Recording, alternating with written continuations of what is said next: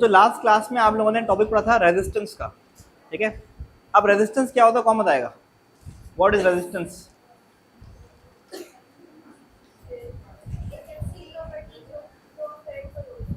Flow of current को जो opposition होती है, मतलब किसी भी कंडक्टर में जो करंट जब पास होता है तो जितना ज़्यादा उस करंट को अपोज किया जाता है उस कंडक्टर की तरफ से, इसको हम क्या बोलते हैं? रेजिस्टेंस। तो बताएगा क्यों होता है रेजिस्टेंस?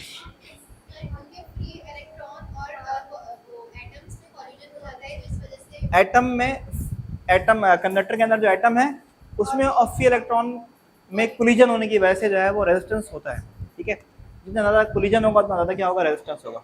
अब हम इसका सेकंड फेज पढ़ रहे हैं। जितना ज़्यादा कोलिजन होगा उतना ज़्यादा हीट प्रोड्यूस होगा, उतना ज़्यादा क्या होगा? अब सोचो कि कंडक्टर में करंट फ्लो हो रहा है तो रेजिस्टेंस मौजूद है, तो उस रेजिस्टेंस होने की वजह से, करंट पास होने की वजह से हमेशा ऐसा होगा, कंडक्टर क्या हो रहा होगा? गर्म हो रहा होगा। इसको हम कहते हैं हीटिंग इफेक्ट ऑफ करंट। क्या बोलते हैं इसको? हीटिंग इफेक्ट ऑफ करंट कहते हैं, ठीक है। अब हम इस टॉपिक को आज पढ़ेंगे, और आज पढ़ेंगे what is electric power, what is electric energy, और आगे पढ़ेंगे जूल्स लॉ को, ठीक है। तो सबसे पहले पढ़ते हैं बच्चों व्हाट इज इलेक्ट्रिक पावर। आपको पता है कि सर्किट में करंट फ्लो हो रहा है, सर्किट में क्या हो रहा है? करंट फ्लो हो रहा है। तो एक सेकेंड में, अब करंट फ्लो होने का मतलब है वर्क हो रहा है, चार्जेस मूव हो रहे हैं। करंट फ्लो होने का मतलब क्या? चार्जेस मूव हो रहे हैं। तो एक सेकेंड में जितना ज्यादा इलेक्ट्रिक वर्क डन होगा उतना ज्यादा इलेक्ट्रिक पावर होगी। इसकी एग्जाम्पल दूं आपको। मोटर्स जो होते हैं ना बच्चों, अलग अलग पावर के होते हैं, ठीक है। अलग अलग पावर के मोटर्स होते हैं, ठीक है। इसको आप किलोवाट में भी मेजर करते हैं और इसको बाद हॉर्स पावर में भी मेजर करते हैं, ठीक है। एक मैं कहता हूँ 1 किलोवाट का एक मोटर है और एक 2 किलोवाट का मोटर है। तो इसके अंदर 2 किलोवाट का तो मोटर, उसकी पावर ज्यादा है, उसको ज्यादा इलेक्ट्रिसिटी चाहिए। मेरी बात समझ रही है? उसको ज्यादा क्या चाहिए? इलेक्ट्रिसिटी चाहिए, ठीक है। इलेक्ट्रिक एनर्जी ज्यादा चाहिए, ठीक है। तो इलेक्ट्रिक पावर क्या होती है? एक सेकंड में जितना वर्क होगा किसी भी इलेक्ट्रिक सर्किट में, उसको हम क्या बोलेंगे? Electric power. क्या कहा मैंने?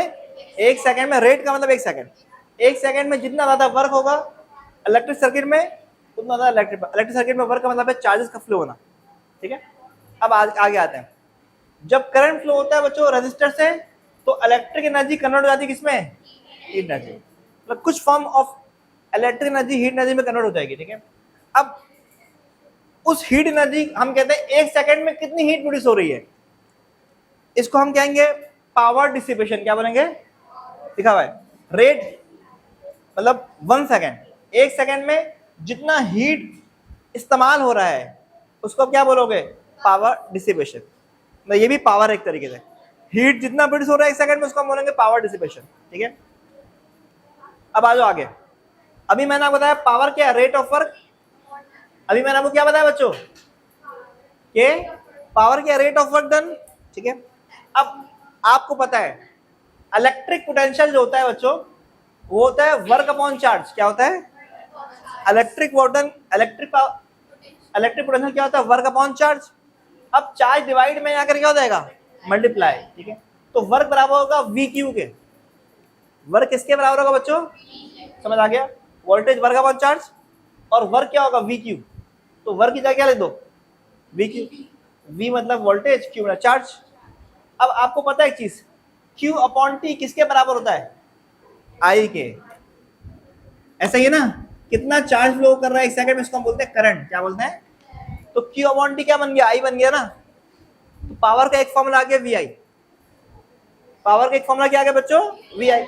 अब आपने दो बातें पुट करनी है, एक तरफ पुट करना है वी की जगह आई आर, और दूसरी तरफ पुट करना है आई की जगह वी अपॉन आर, ठीक है। तो यहां पर पुट कर रहे हैं वी की जगह आई आर, तो आई इंटू आई का स्क्वायर आर, तो ये एक दूसरा फॉर्मूला बन गया। अब यहां पर क्या करना है? पी वैसे आ गया, वी वैसे आ गया, आई की जगह क्या रखना है? V upon R. तो क्या बन जाएगा? V square upon R. तो आपके पास पावर के कितने फॉर्मूले आ गए? 3। P is equal to V I, P is equal to I square R, P is equal to V square upon R. तो एज पर योर नीड जब कोई फॉर्मूला यूज करना आप कर लें, ठीक है। अब आ जाए नेक्स्ट टॉपिक पे, एनर्जी इन रेजिस्टर। अब क्या होता है? एनर्जी जो है वो इस्तेमाल हो रही होती है in the form of heat, जब करंट फ्लो करता है। तो फॉर्मूला पता है ना? Power work upon time, work equal to energy होता है। तो power is equal to energy upon time. Energy क्या होगा? Power into time. एनर्जी क्या होगा? पावर बराबर टाइम। पावर बराबर है वर्क अपॉन टाइम। तो वर्क और एनर्जी बराबर है, पावर बराबर है एनर्जी अपॉन टाइम, और एनर्जी बराबर है पावर इनटू टाइम। यहां लिख दिया। अब पावर की जगह आपने क्या करना है? पावर की जगह फॉर्मूला लिख देना है, 3 फॉर्मूला पुट करना है। तो पहले आप पावर की जगह लिखेंगे VI, तो VIT हो जाएगा। फिर आप पावर की जगह लिखेंगे I²R, तो हो जाएगा I²RT। फिर आप पावर की जगह लिखेंगे V²/R, तो V²/R/T। तो एनर्जी के भी 3 फॉर्मूले बन गए। ठीक है, एनर्जी रेजिस्टर के 3 फॉर्मूले, पावर रेजिस्टर के 3 फॉर्मूले। ठीक है, यहाँ समझ में आ गया आप लोगों को। अब आ जाओ next topic, joules law. Joules law क्या कहता है? जूल्स लॉ कहता है कि हीट प्रोड्यूस हो रहा है जो कंडक्टर में, वो डिपेंड करेगा 3 बातों पर। इस फॉर्मूले को इन्होंने एक्सप्लेन किया है। ठीक है, या आप कह लो इस फॉर्मूले को, किसी भी कंडक्टर में जो हीट प्रोड्यूस हो रहा है वो डायरेक्टली प्रोपोर्शनल होगा square of the current, resistance of the conductor, और time for which current is flowing. कितने देर के लिए टाइम, कितने टाइम के लिए करंट फ्लो हो रहा है। तो ये आपके पास लिखा हुआ है, it states that heat produced through a conductor is directly proportional to square of the current, magnitude of resistance and time for which current flows. तो ये फॉर्मूला हो जाएगा heat production in a conductor. ये formula किसने provide किया? Joule's law. बच्चों इस फॉर्मूले की वजह से ही आप इलेक्ट्रिक आयरन में जो है ना वो हीट करते हो। इलेक्ट्रिक गीजर में भी यही फॉर्मूला यूज हो रहा है, करंट, रेजिस्टेंस और टाइम। इलेक्ट्रिक स्टोव्स भी आ गए, क्या आ गया? Electric stoves. इन वो तमाम अप्लायंसेस जिसमें हीट प्रोड्यूस हो रहा है उसमें फॉर्मूला क्या होगा? अप्लाई होगा। एक चीज और बता दूं आपको, हम जो अप्लायंस यूज कर रहे हैं उसमें जो हीटिंग एलिमेंट होता है, जिसको आप रेजिस्टर कह रहे हो, उसका मटेरियल जो है उसकी जो मेल्टिंग पॉइंट है बहुत हाई होनी चाहिए। तो जैसे आप इस्त्री में इस्तेमाल कर रहे हो नाइक्रोम, लेट सपोज रेजिस्टर के तौर पे क्या यूज कर रहे हैं? नाइक्रोम। तो नाइक्रोम जो इस्तेमाल हो रहा है, या बल्ब जो होता है, अभी तो बल्ब वाला इस्तेमाल नहीं हो रहा, टंगस्टन फिलामेंट यूज नहीं कर रहा है, येलो वाली, उसके अंदर भी वो बल्ब हीट, लाइट तो देता है, साथ में हीट भी प्रोड्यूस करता है। तो वो भी, उसका भी मेल्टिंग पॉइंट, उस मटेरियल का भी मेल्टिंग पॉइंट क्या होना चाहिए? बहुत हाई होना चाहिए, कि गर्म होने पे मेल्ट ना कर जाए, बल्ब खराब ना हो जाए, वो पिघल ना जाए। जो इस्त्री में, भाई इस्त्री का काम था क्या करना?